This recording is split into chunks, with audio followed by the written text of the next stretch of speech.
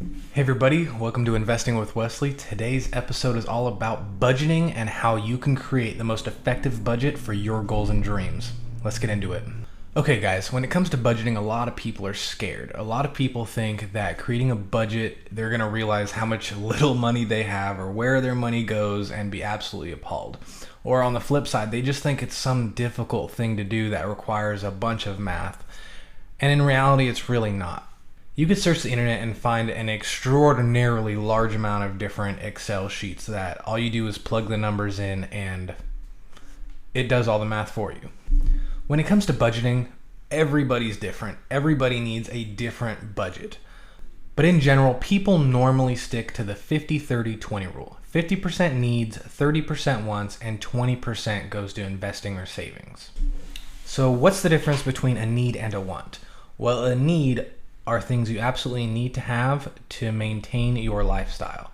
These are things like paying for your rent or your mortgage, your transportation costs, groceries, as well as insurance. All the things you absolutely need to pay for.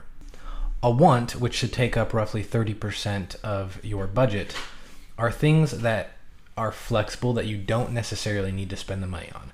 These are things like buying new earphones or a phone. These are things like concert tickets or going out to eat with your friends. All things that you don't really need, but it's spending money. It's money that you can be flexible with. And the 20% is used for savings, investing, and getting out of debt. It's with 20% of your income that most people budget away to get out of debt and then save and invest as much money as possible. Now, ultimately, when it comes to budgeting, if you're in a lot of debt, then you should not be spending 30% of your income on wants. You should be spending more like 10%, and the remainder should go all towards saving and getting out of debt. You should prioritize getting out of debt above having fun. So when it comes to creating a budget, count the income after taxes but before any deductions. So if you receive in your bank account $1,000 a month, but you put $500 into a 401k that's automatically deducted from your check, you have to include that $500 as income. Once you figured out how much money you actually make and your net income is before deductions every month, now you need to figure out where the money is going. So in this, you pull up all your bank statements, all your credit card statements. And this is the lengthy, tiring process. You have to go through each statement and determine what you spent money on and what category it belongs to. Now, if you're like me where you have 99% of all your expenses on one credit card and you just pay the credit card off in full every month, this is really easy. For me, I use American Express and their statements break down exactly where my money goes already. So when I log onto my statements, I can click a little wheel button and it'll show me that 10% of my spending that month went to groceries. 30 went to outside dining. So for me and myself using American Express, it's extremely easy. But for you, if you don't have a credit card or if you don't have American Express with that particular feature, then you're gonna have to do it all by hand, which can be tedious, but believe me, it is extremely worth it. Once you get all your statements and you highlight, I would particularly highlight in 3 colors. Highlight everything that was a need, like your mortgage or transportation costs, in 1 color. Highlight everything that's a want in a different color, and highlight everything that you put away into savings as a 3rd color. Now, when it comes to budgeting, your priority should be savings and investing and getting out of debt. So what I like to do is have my main account that my direct deposit goes into, and then sub accounts where I automatically move that money so that every dollar is accounted for. What we're doing this way is combining the 50-30-20 rule with the $0 average rule. That means every dollar that hits your account has a place to go and there should never be any money left in that account. So when I say you need to prioritize savings, and what I mean by that is that most people will pay their living expenses, go have fun, and then whatever's left at the end of the month, they'll put into savings or an added payment towards their debt. I don't want to do it that way.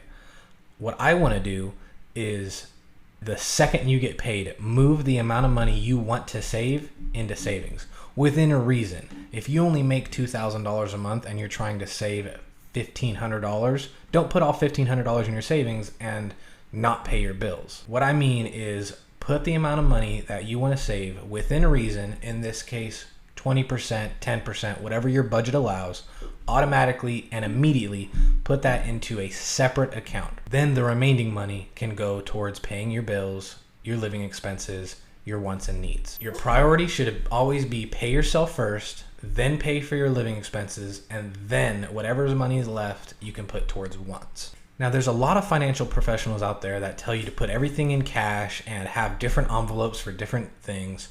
And that principle works, except we're in the 21st century. We don't need to use cash and we don't need to use envelopes, especially if there's some sort of accident or robbery. Now all our money's gone. What we can do using the same principle, but in a modern way, is have different bank accounts and have different bills charged to those bank accounts. So for instance, have one bank account that all your money goes to when you get paid. Then have another bank account that is for all your needs, like your transportation costs, your mortgage or rent, that kind of thing. And what you can do is move money from the first bank account where you get paid, move the exact money you're going to need for that month worth of needs into that second account. That way, you know all those have been taken care of.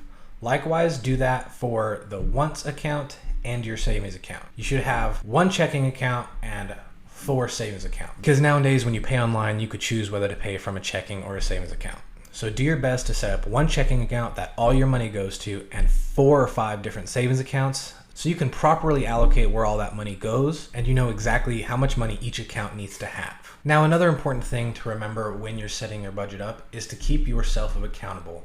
These are your personal finances and you're the one in charge of them. No one can hold your hand. So every single month, you also need to review your budget to see what your goals were and then also review your accounts to see what they actually were. And if they're in line with your goals, perfect. If they're not, then you know you need to do some adjusting. Now, for some people who are living paycheck to paycheck or who made some bad decisions in the past and now have a lot of debt, it may be hard to accumulate extra money to paying down those debts or to put money into savings.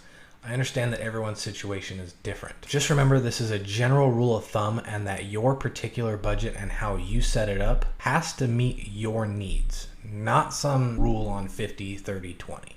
Now, the wants are the flexible spending that can vary from month to month. Some months you might need to get your hair done or you might want to hang out with your friends more that month than another month.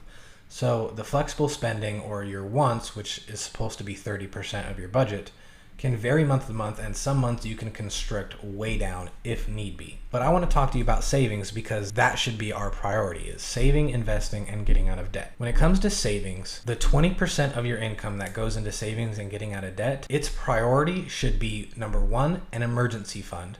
So if you have debts, make the minimum payment on all your debts, and any excess should go towards your emergency fund if you don't have a fully funded emergency fund set up already.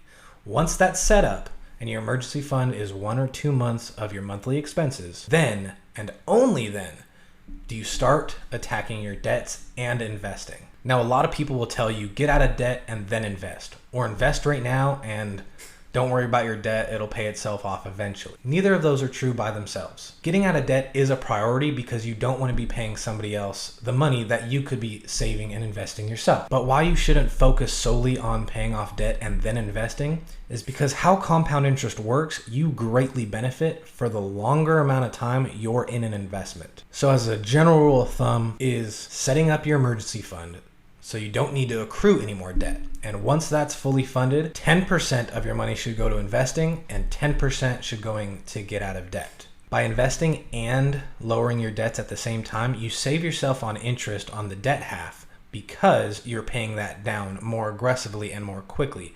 But you're also gaining more interest on the investment half, which adds up to bigger gains in the future. Now again, this is all speculative because I don't know your actual situation. If your debts take up 20% of your income already, then in that situation, you should forego investing temporarily so you could focus on lowering those debts. That way you have free money to invest. At the end of the day, just like I've said across this whole video, budgets are specific to your goals and your desires, and they need to be tailored to fit your financial situation. If you need help creating a budget or you just want me to review your budget and see if there's things we can cut back on, I'd gladly help you out in any way I can. I also want to issue you guys a challenge. Every so often, me and my wife do no spend months. And this is when we don't spend a dime doing anything that's a want. We don't go out to eat, we don't go to the movies, anything. Anything that's a want, we don't spend money on. Now, for some people, that's going to be extremely hard. Other people, it won't be.